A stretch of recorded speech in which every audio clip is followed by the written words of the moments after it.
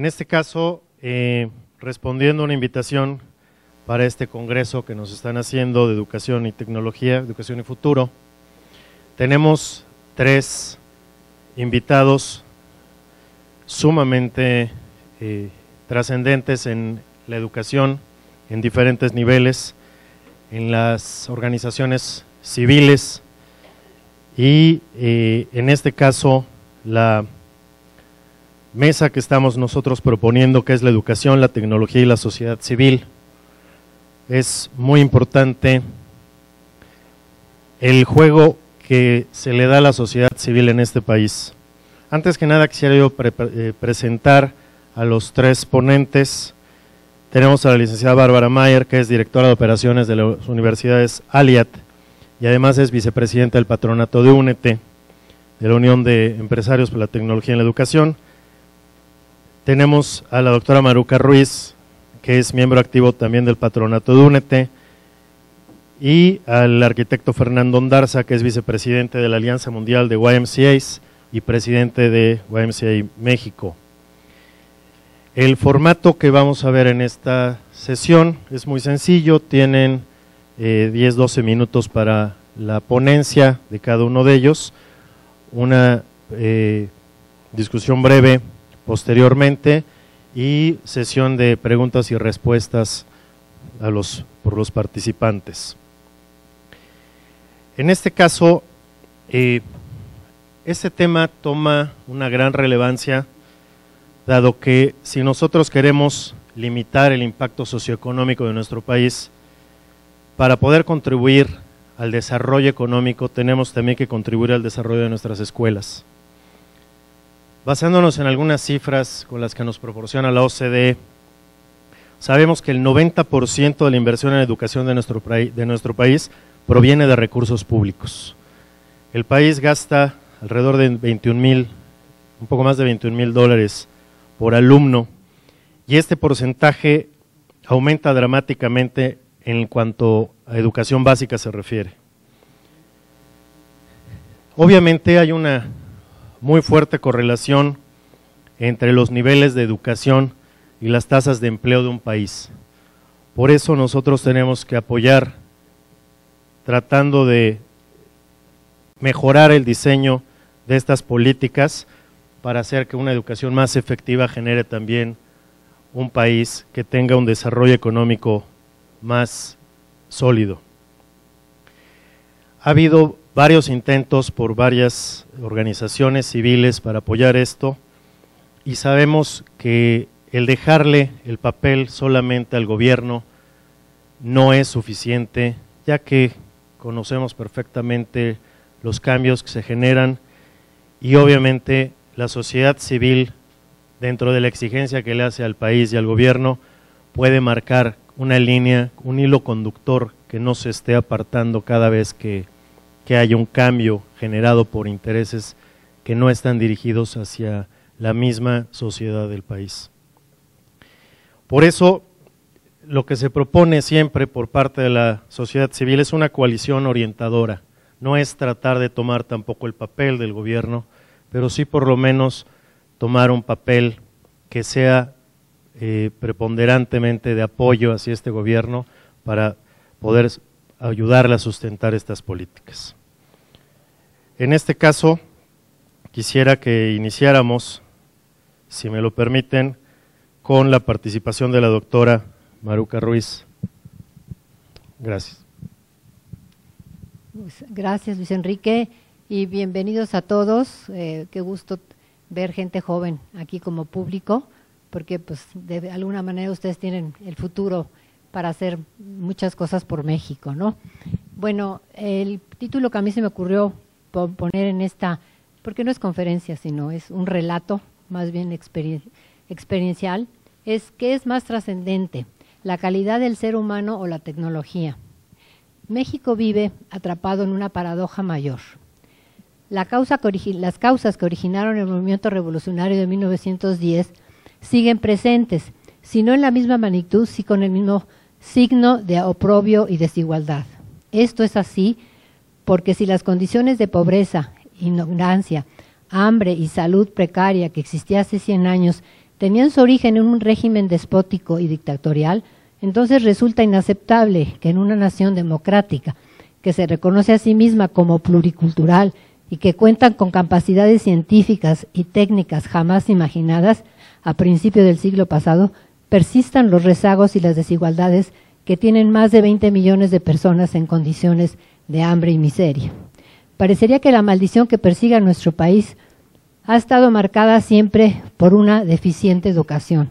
Paradoja mayor, puesto que tanto en la lucha de la independencia como en la revolución, uno de los principales ideales que enarbolaron los distintos grupos revolucionarios fue precisamente abolir la ignorancia, la carencia de cultura y generar un proceso educativo de largo alcance a fin de propiciar el bienestar y la igualdad.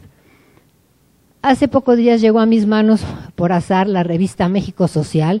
Su portada me impresionó y me puso a reflexionar más, por lo que quiero compartir con ustedes algunos de los siguientes datos. El hambre está en niveles inaceptables en México según la FAO. México es un país inapropiado para los niños. A 100 años de la revolución, el 60% de las niñas y niños mexicanos son pobres. La niñez mexicana es una realidad de derechos incumplidos.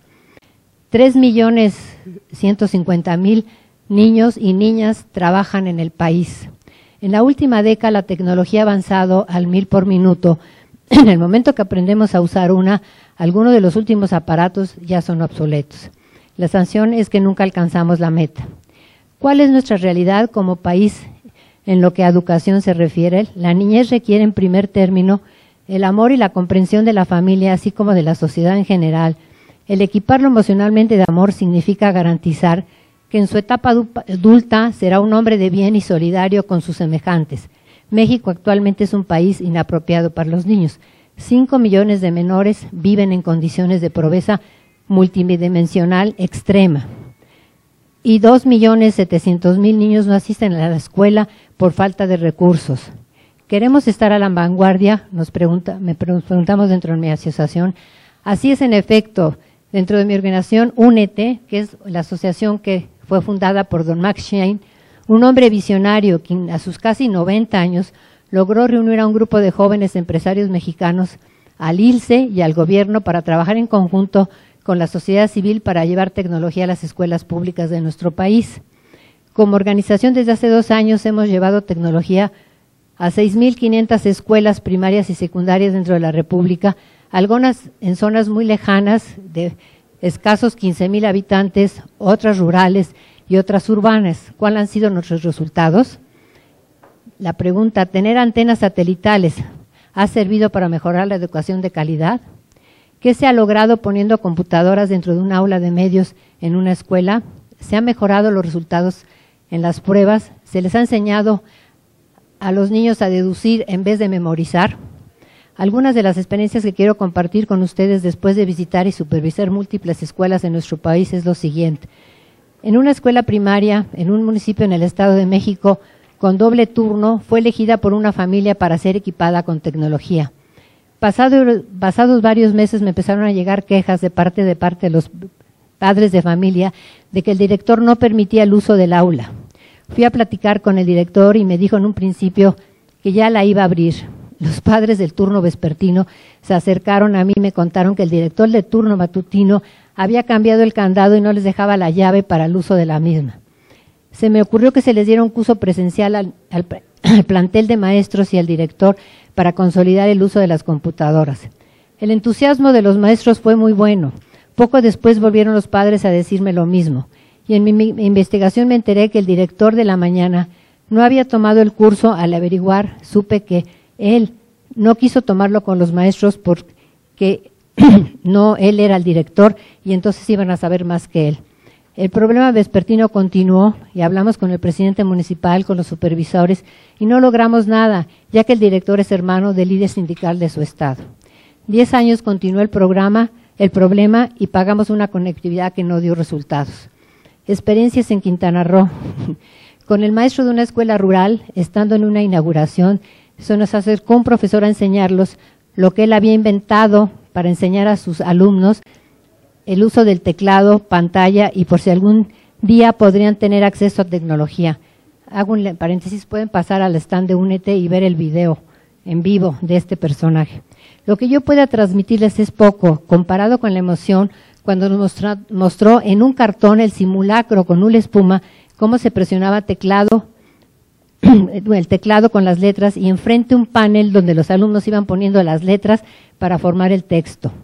Las lágrimas asomaron a mis ojos y al resto de los presentes. Por supuesto, su escuela está equipada y sus alumnos han participado y ganado en algunos de los concursos que como institución convocamos. Ese ejemplo es un testimonio de que enseñar es un apostolado.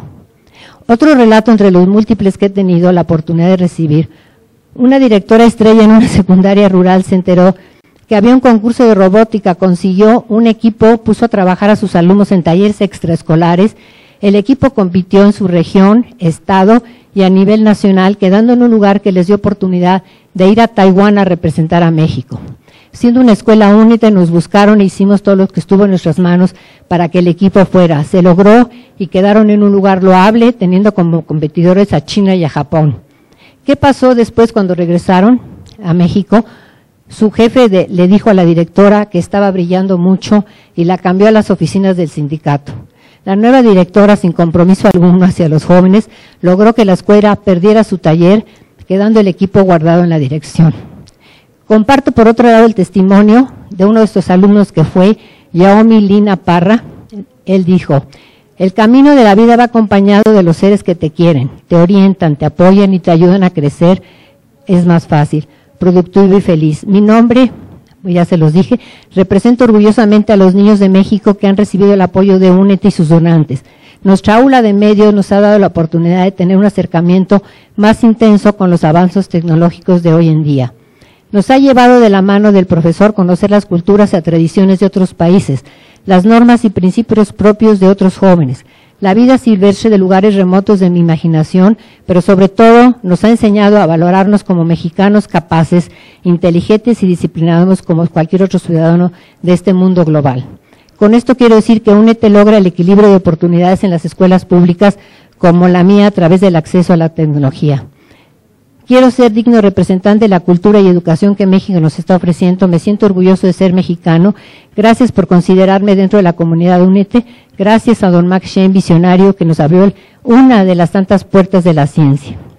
Tenemos otra directora de una escuela primaria en una zona urbana, aquí en el DF, teniendo durante 5 años su aula de medios no fue usada, a pesar de las visitas y de la Sociedad de Padres de Familia presionando. ¿Qué sucedió con esta directora? Fue premiada por el sindicato por su obediencia y actualmente supervisora de zona. ¿Qué queremos como institución después de estos años de experiencia y vivencia? ¿Calidad o cantidad? Los maestros son trascendentes en la vida del alumno, no importando la edad del mismo. Seguro que de todos los presentes nos acordamos de alguno, ya sea en favor o en contra. Antes el maestro transmitía los conocimientos. En el siglo XXI el maestro tiene un gran desafío. Ahora los alumnos, gracias a la tecnología, tienen a veces más información. La memorización ahora no es una herramienta, como el maestro Narro, rector de la UNAM, en una reciente entrevista en radio comentó cómo él memorizó hacer raíz cuadrada, pero hasta hace poco tiempo supo para qué servía en la práctica, cuando un arquitecto le pidió medir un área a través de la raíz cuadrada para saber cuánta pintura se necesitaba para pintar un espacio, por lo que el papel del maestro ha cambiado. Necesitamos maestros que orienten, que den valor a la autoestima del alumno, que se sienta capaz y que lo que aprende lo pueda aplicar a su vida real, que le ayude a resolver en la vida práctica, aprender la competitividad, trabajar en grupo, investigar, ya que los maestros son el centro del proceso para desarrollar la autoestima y la creatividad de otro ser humano llamado alumno. Testimonio de una maestra, Heréndira Chávez, de una escuela primaria de la comunidad indígena de Sontecomatlán, Veracruz. Ella dice: quiero agradecer a Únete la oportunidad que le ha dado no solo a nuestros niños, sino también a toda nuestra comunidad. Cuando llegaron las computadoras, no sabíamos cómo enseñar a nuestros niños que hablan náhuatl y que supieran el lenguaje que se necesitaba para usarla, pero siempre con mucho entusiasmo y ganas de los niños, y algunos adultos han aprendido ya el español. No tenemos palabras para agradecerle Las mamás de la comunidad han apoyado el uso del aula para que adultos y niños la usen por la tarde. Mis compañeros maestros y yo, como directora, hicimos un diplomado que nos mandaron por la comunidad Únete por internet y ha sido un gran apoyo para todos. Ahora también algunas madres que no asistieron a la escuela están estudiando gracias al aula de medios de Únete en la comunidad del Mamey. Muchos ya no son analfabetos. La gran reflexión como mesa de discusión hasta dónde tenemos que enfocar nuestros recursos y energía, seguir poniendo más fierros o lograr apoyar a las normales para lograr más calidad de maestros o lograr programas de acompañamiento antes de equipar a una escuela, tomando en cuenta a los directores y a los maestros. El día de hoy no existe como materia en el currículum de formación el uso de la tecnología. Queremos como institución, después de esas experiencias y vivencias, más vivencias, más calidad, no solo en la tecnología, sino en el ser humano. El profesor, quien tiene que transmitir los valores, la autoestima, la competitividad, tiene que alentar el deseo de aprender inherente en el ser humano para que la cantidad sea igual a calidad y como consecuencia nuestros niños y adolescentes en formación adquieran confianza que conlleva ser ciudadanos útiles, productivos para nuestro México. Con estos cimientos podremos lograr, a través de la educación a distancia, eliminar el rezago educativo en nuestro país. Gracias.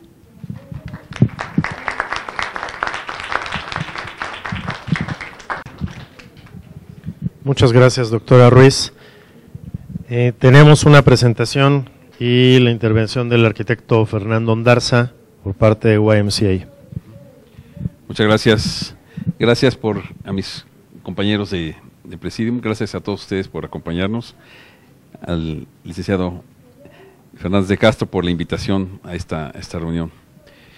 Yo he titulado esta presentación, yo soy el presidente del Consejo de Administración de la UAI de la Ciudad de México, del Consejo Directivo. No soy un profesor de la universidad, no soy el rector de la universidad, soy un voluntario de la organización, presido el consejo y por lo tanto presido también el consejo de la asociación civil que es la universidad, así que van a permitirme que con esa libertad de no ser el profesor, ni ser el rector, ni ser un funcionario de la universidad, me atreva a tocar un tema tan interesante que yo he mencionado como tecnología y modernidad en la educación y sociedad del siglo XXI. Es en el área de la educación donde los cambios tecnológicos están sufriendo una transformación fundamental y como participante en esta mesa, desde el punto de vista del desarrollo inicial de la enseñanza online, espero contribuir al debate con una apreciación realista de las limitaciones y las posibilidades de estas nuevas tecnologías. La cuestión no se limita solo a la educación, que es uno de los varios frentes en la lucha de definir a la sociedad del futuro. El significado de la modernidad está en juego en esta lucha donde es posible un resultado de una sociedad obsesionada por la eficacia, conseguida por la mecanización y la gestión. Las TICs podrían servir a este proyecto tecnocrático en áreas como la educación, pero también se puede vislumbrar un resultado muy diferente que no tiene como modelo la estandarización, sino otra estructura social moderna, en cambio acelerado y constante crecimiento, la urbe global intercomunicada, espacio virtual de convivencia de seres humanos con capacidades, alcances y ambiciones diferentes a las planeadas desde las cúpulas. La ciudad es el lugar de las interacciones cosmopolitas y donde se potencia la comunicación. Su Dios no es la eficiencia, sino la libertad. No se dedica a la rígida reproducción de la única y mejor manera de gestionar, sino a la comprobación flexible de todas las posibilidades y del desarrollo de lo nuevo. No al control jerárquico, sino a los contactos horizontales no planificados. No a la simplificación y a la estandarización, sino a la variedad y al aumento de la capacidad imprescindible para evaluar un mundo más complejo y amplio. A través del Internet, el ser humano hoy desarrolla esta lógica urbana de una manera radicalmente nueva, que también brinda la posibilidad de un desarrollo de la educación. Y este desarrollo amenaza a sobrepasar los límites de la cultura y las barreras de espacio y tiempo. El establecimiento consecuente de la enseñanza universal ha tenido un impacto enorme en las sociedades contemporáneas y en la formación de las personas que las integran, en donde hay una conexión fuerte entre la educación y la división del trabajo, y tiene el papel dominante desde hace mucho tiempo en la predeterminación de la calidad de vida y el conocimiento de sus realidades. La democratización de la sociedad industrial y la transformación del trabajo en una actividad creativa están vinculadas a la liberación de la educación de las demandas de una estrecha división del trabajo. Si la propia educación puede ser un factor de esta liberación, es una cuestión abierta, pero no cabe duda de que en la actualidad es una tarea política imprescindible. Defender su contribución potencial contra las demandas de la eficacia definida por las multinacionales que hoy se encuentran inmersas en una crisis económica global y profunda. Por lo tanto, la cuestión no se sobreentiende en el debate siguiente sobre las tecnologías de la educación, que es, ¿qué modelo plasmará el futuro de la educación, la tecnificación o la libertad de elección? Una de las primeras tecnologías de la educación fue la escritura, y como todas las tecnologías, tuvo sus críticos. Incluso Platón, el más famoso de ellos, denunció este medio por su incapacidad de recrear la reciprocidad del discurso hablado. Vale la pena tener en cuenta de que cuando se introduce una nueva tecnología educativa, deberíamos ser cautelosos para que los innovadores no la configuren de tal manera que cierre el proceso de los intercambios intelectuales. Hay algo en el diálogo y en el compromiso activo del profesor que es fundamental para el proceso educativo y que debería integrarse en el diseño de cualquier nueva herramienta de instrucción. Una negación de esta idea básica supondría una distancia generacional en la comunicación del maestro y el educando. En realidad, el ideal del diálogo es una fuente de inspiración para algunos de los ingenieros de la tecnología educativa desde el principio de los años 80 y se ha realizado un progreso notable en la utilización de la enseñanza online para apoyar nuevas formas de interacción dialógica entre profesores y alumnos. Desafortunadamente, sin embargo, el presente afán por la instrucción computarizada tiende a enfatizar una gama de posibilidades diferentes para Internet. Hemos visto una nueva vuelta del interés en la educación sin profesor o la automatización de partes claves del proceso de aprendizaje-enseñanza. Ni la televisión ni los ordenadores por sí solos han logrado nunca cumplir este logro, pero muchos creen que tales posibilidades nos aguardan unos pocos kilómetros más allá de la autopista de la información. También se afirma que la instrucción automatizada ofrece una opción a medida para los alumnos que trabajan. Se dice que la educación automatizada promueve virtudes tales como la flexibilidad temporal y espacial,